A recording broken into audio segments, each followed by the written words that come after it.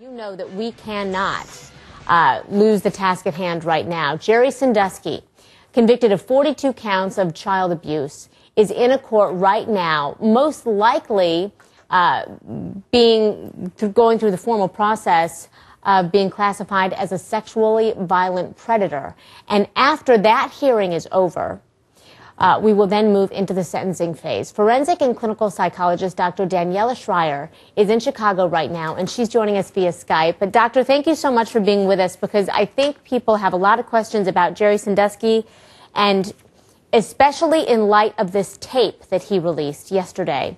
I want to play a little bit of sound for you, of Jerry Sandusky, where he talks about specifically one of his victims. Listen to this.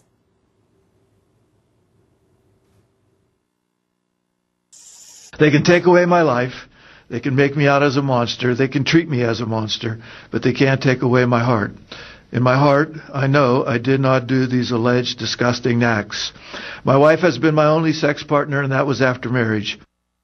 So, Dr. Schreier, when you hear this from him, and as you've been watching him, how do you classify him? Well, psychologically, it is really not surprising to me. Any sex offender that I was working with before, in psychological language, we call it pedophile, right, has never fully committed or accepted a full responsibility. So it is not surprising to me that he denies maybe the extent to which he comes forward and say, no, I didn't do any of these ugly things. But I think there might be a point here. He's going down. That means he's going down to prison. He's a very, very public figure. Everyone knows his charge or conviction. So I guess he wanted to put that maybe also forward to say, no, I'm not admitting to anything, because he must be afraid. If he's going to prison, it means he's too, how can I say that? He's too famous. He cannot be put into general populations. I guess he will be put in solitary confinement, 23 hours in a cell, 1 hour out, and generally alone. So that will be very depressive for him. But coming back to your point, yeah, it is not a surprise to me. Why would he come forward now? I think he opened another wound, and for another time, psychologically, he showed his power. And that might be the last time he can play that card. Because for a long year, for many years, 2 decades nearly, right, he dominated the scene. He was the person that was regarded as the great coach. He is so charitable. He does so many good things for these boys, generally from lower socioeconomic status. And now finally they came forward. They had some power, and they said, no, we're pushing back. And now the day before they actually should get justice, he comes up and says one more time, no, I'm the one in charge. I'm not giving you closure. I'm not giving you any ounce of I did something wrong. You deal with your own self-esteem, because I am an okay person. Okay, let me ask you this.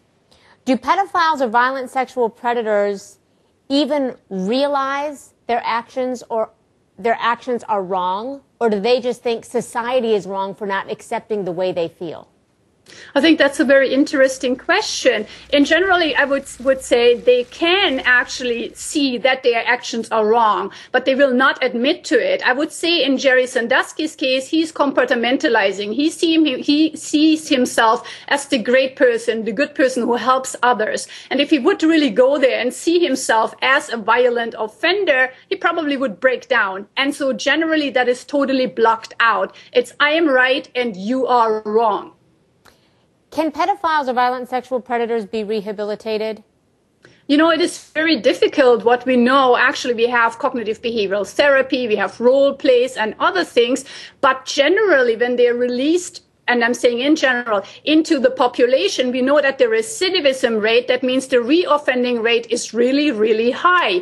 We know we have laws of, they have actually to register for a very long time. They might have even to mandatorily attend therapy. And at times, what we know, we use actually a medical castration, right? We put them on medication that puts down the urge of being attracted or wanting to have sex with children. But that really needs to be monitored. And this is the problem. This is what society is really afraid of. There's no solution to the problem. Yeah, you know, one of the things we heard a lot in the trial was that Jerry Sandusky had histrionic personality disorder. We know that that is in the same cluster as narcissism, and we know that it's a personality disorder and it's not mental. Do you think, when you look at Jerry Sandusky, he has histrionic personality disorder? I have never assessed Jerry Sandusky, but no, I do not think so. We all have traits, right? He might be a little dramatic out there. He likes to be in the limelight, but generally he's a very subdued guy. He's not out there. Oh, you know what I mean? I do rather think that he has a little bit of a narcissism to him. And I'm not saying he has a narcissistic personality disorder. That's widely overstated. But, you know, he is a man of power. He used to be in the limelight. He has had access, and he expects a certain treatment. And that is not what he's getting anymore. He got away for nearly 2 decades, right, with child sexual abuse. People like McQuarrie even saw him in the shower in very compromising sexual positions with 10-year-olds, but nothing was done. So I think that's his edge. Even when he comes over, I didn't do anything wrong. For me, it actually demonstrates more of a narcissistic trait than a histrionic trait. And I think that's what baffles people so much. We were talking about this earlier. The fact that his attorney would facilitate Jerry Sandusky and recording this tape yesterday and then getting it to a radio station, it seems absolutely absurd on the eve of his sentencing because it's going to do no help to his client whatsoever. Does that illustrate in some way Jerry Sandusky's influence over people and perhaps give us some insight into how he was able to maneuver for 15 years and get away with what he got away with? Well, it's very interesting because even in pedophilia, there's one theory, right? It's about domination. People really want ultimate power over their sex partners, and who can you have more power over than innocent children, right? But he was very domineering for a very long time. He was what I call part of the good old boys clubs. No offense taken, please. But he had power and access. And even again, I think, as I said before, yesterday it was very tactical. He played this tape in the hand of a person that he knew. He had access, connections, and that was what he was playing for the last 2 decades. And there's 2 things that I always thought about him. When I first started to work on this case a little bit and look at it, well, is it really that he wanted to get caught? Because he put it out there. He didn't make a secret of it. Many people like janitors, McQuarrie, etc., saw him, right, interacting with these children very inappropriately.